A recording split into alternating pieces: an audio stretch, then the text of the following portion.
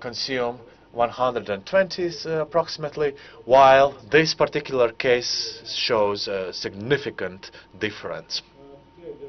Here we can see a couple of pictures of how we dealt with architectural issues.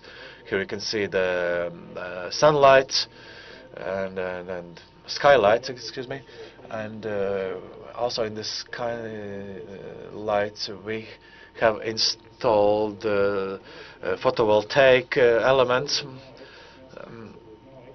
Probably it's not economically justified. However, in this case, the contracting authority was very interested in being environmentally friendly. Here we can see the northern facade of the building.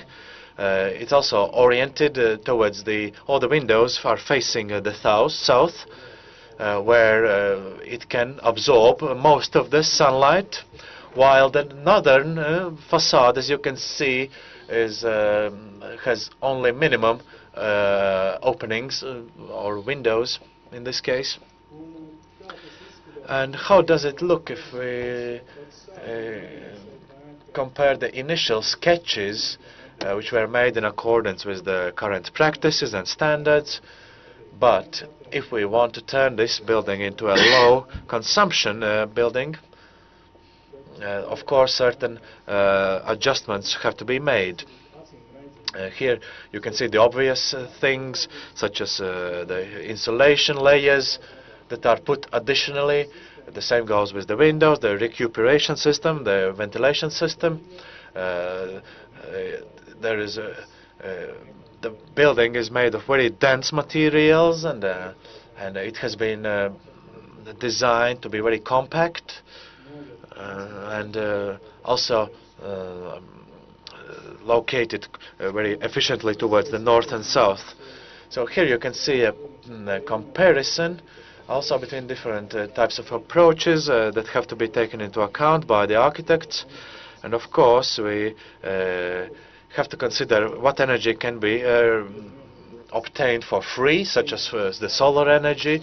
There is a general belief that there is too little sunshine in Latvia, and we shouldn't concentrate on photovoltaic energy. While I should argue that probably we are not lagging behind our neighbors, such as Oslo, Copenhagen, and Stockholm. And the Scandinavian countries are quite focused on these issues, and if we have the same amount of sunshine, we should probably do the same. Well, what else? Here you can see what we have to achieve, the package of the activities, and what we have done on this building. So the architect is Ervins Kraukus. They started designing the building in 2009. The building was completed in 2010. The energy consumption is below 25 kilowatt hours per square meter a year. There is a recuperation facility or equipment installed to the left of the slide, and ventilation is also installed, and there is a heat pump to heat the building. Here you can see the building in the process of construction and after of construction. You see the way that the tests were performed in order to control the quality of the building process. To the left you can see the pressure test in order to identify how dense the building is. To the right you can see the equipment that has been used, the recuperator that allows you to recuperate the heat from the air that is usually just blown out the window.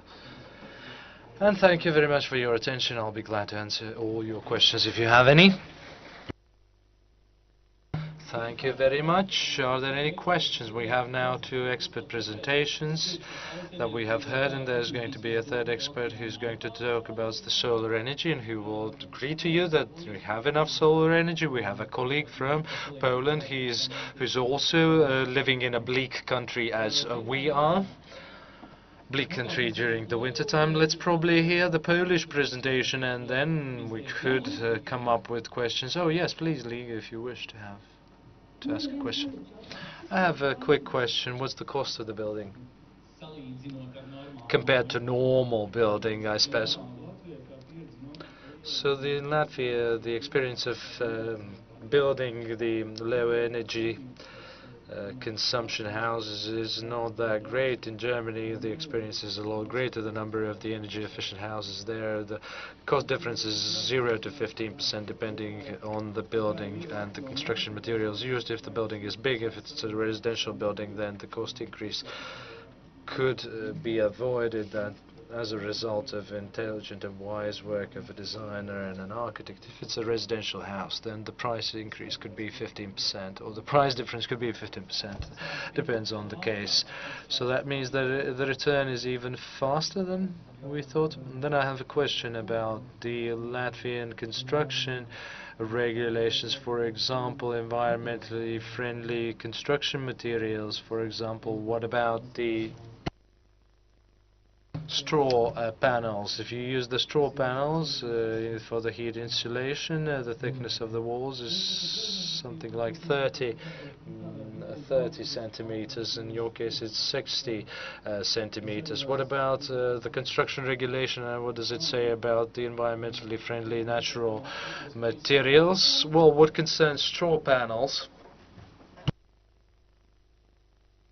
the regulation does not specify the materials. They just specify the properties of the materials to be used, as I showed in my presentation. And what was shown here, the magical U value, is the one that is the heat permeability, describes the heat permeability of walls. And if somebody wants to construct and wants to achieve something with straw panels, it's okay, you know, for straw. And we used to previously meet the U values with bricks. You had 2-meter thick walls. It's your free choice, but the regulation just establishes the end properties that you need to ensure. But the question to you both, what I heard in this question was actually there is a possibility, you know, to produce the construction materials in an environmentally friendly way, you know, and at the moment we are using the environmentally harmful materials to build environmentally friendly homes. And the question is now whether you have spent too much on the production costs that will never make up for, you know, I mean, you know, the industry is, you know, a very dirty process. Can be blamed for a lot of things. Well, I can agree to a large extent with you. This is the situation that to a large extent has been regulated by or settled by the free market. When the procurement takes place, when you buy the materials, or when the procurement takes place, the main criteria is the lowest price. So the one that offers the lowest price wins it. So, Ms. Blumer, please forgive me, but let me say that, you know, the dirtiest materials come from China. Well, I'm representing the sector that can efficiently work in 200 and 250 kilometer range from Riga, and after 250 kilometers the transportation is becomes too expensive. We talk about construction materials. There are two large groups, you know, heavy and cheap materials, you know, everything from concrete, reinforced concrete and bricks, and there are light and cheap things like, for example, the wool and poly plaster, and you can you know, very easily transport it. It's light, it's not heavy, you can transport it by rail, and you can sell it very cheaply. So it's the market that actually settles the sort of the prices. And at the moment, you know, the sort of the